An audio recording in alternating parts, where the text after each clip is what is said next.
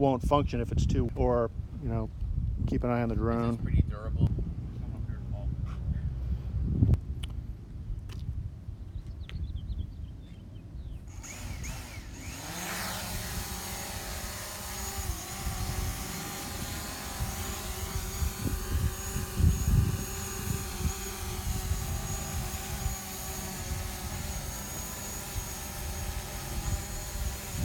So you can see how stable the platform is.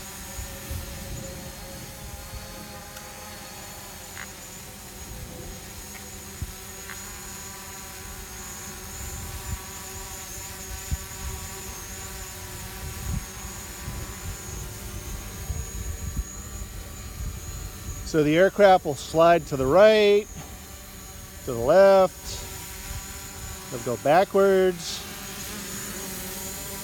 forwards.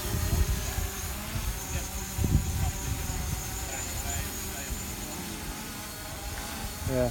So right now we're going to see if that's going to work. I'm going to try to fly it out myself and it should stop about, that's on its own. Hill, the services trailer down there, the identification number on that to deter. Yeah, the aircraft knows when it has enough power to get back, and it will come back on its own as long as that function is selected.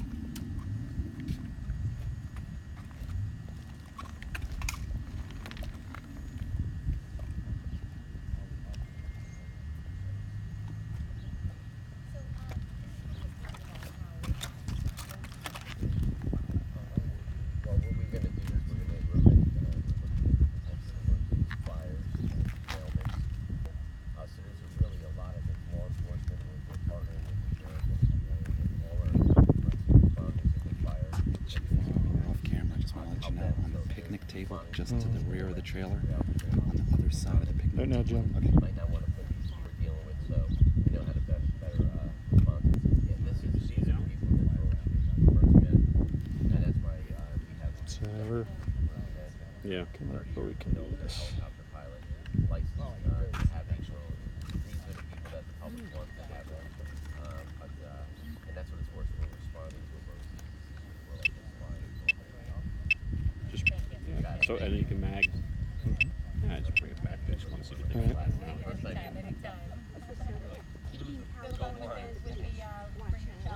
Yeah, it's good.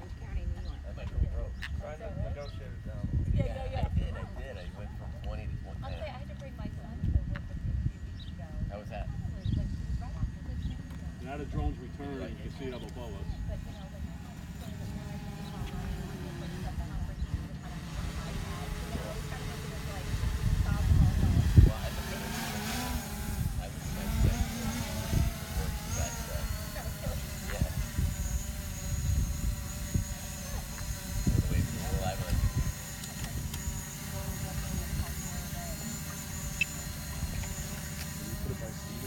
Yep. Dude, you ready? Read the placard? Yeah, it's hazardous waste 1749.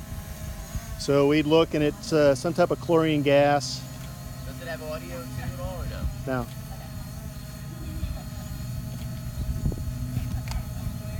You got it, thank you. And the hook, yeah. The hook's underneath it. You carry something on it? now this one can't carry anything. Eventually we'll we want to get a slightly larger model that has retractable landing gear. And that one is what search and rescue forces are using right now to deliver radios, telephones, messages, little small things of medicine. You can imagine if some hiker had a bee sting and he didn't have his EpiPen, and his buddy got out and said, "Hey, Or rattlesnake bite. my buddy needs this medicine." You could fly this thing there and drop it to him. Not this one, but one like it. Or if see a hiker that's lost, how do you tell them to stay put, right? I mean, we had that problem in the helicopter. So if you had one that could drop either a radio more efficiently.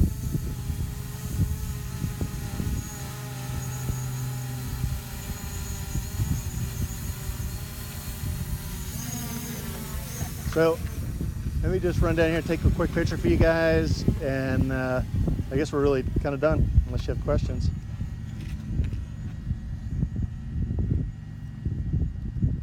While I was down there, I didn't take a picture. Like, wow.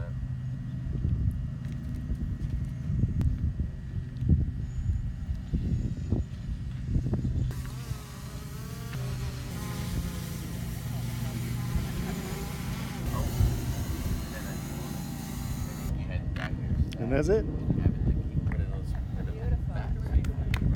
All right.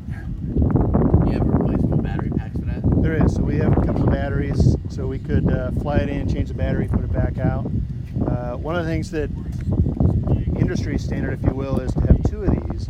So if you were doing a wildfire, for example, and you were trying to maintain awareness on what the fire was doing, you'd want to keep a drone out there. So what you do is you'll have one out there, and when the battery gets weak, you'll fly a second one out to take its station. And once that happens, this one flies back, and you can recharge it, and then you just keep relaying those things. So that's why you need more than one. Any other questions? One of the things. The urge to wear a flight suit? I am. One of the things that we're concerned about, I put it on that little piece of paper, is privacy concerns. Like, you know how the police, the body cams, what do you do with the video? Because the video on this thing's 4K, it takes a lot of space. So I thought, initially that we would want to store all the video. And then we found out from the ACLU that they would prefer we not store the video unless it has a purpose.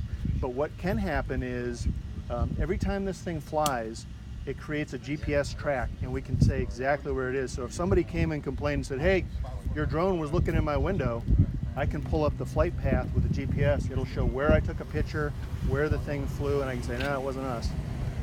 Well, in a crime scene, I imagine you're going to want to say that. It could. I mean, right now we're going to stick with, emergency management. You have these big disasters. You got a dam that goes out, or you saw it probably on the news, like Good Morning America. I was watching this morning, yesterday, and they show some of the flooding that's happening down in Louisiana, Missouri, Mississippi. That is the damage. And that's the neat thing with this is that we can, when it comes to getting reimbursement from FEMA, on sites. The video this provides may help initially in determining how much the dollar amount is, because you have to reach a threshold in order to get that money for reimbursement. So it's one of the tools with this. This video will be able to stream to your mobile unit when you guys have it on site as well? Yes. Stream to the pad and you guys have a monitor inside there? Right now we're using YouTube as a method. We're working with Rockland County. They've got one of the guys in their drone team is a retired broadcast technician, and he's working with us trying to help figure out more reliable way to relay it. Exactly. So there's a program called Mutual Link with the state.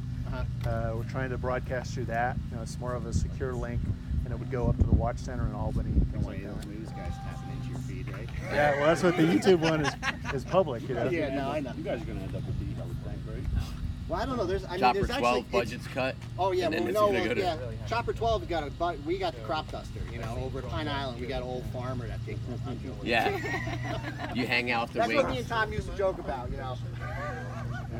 But I would think that's the future of you guys do that. Yeah, but there's a lot of regulations too, because they were just. I mean, I'm on this group of storytellers, and when they.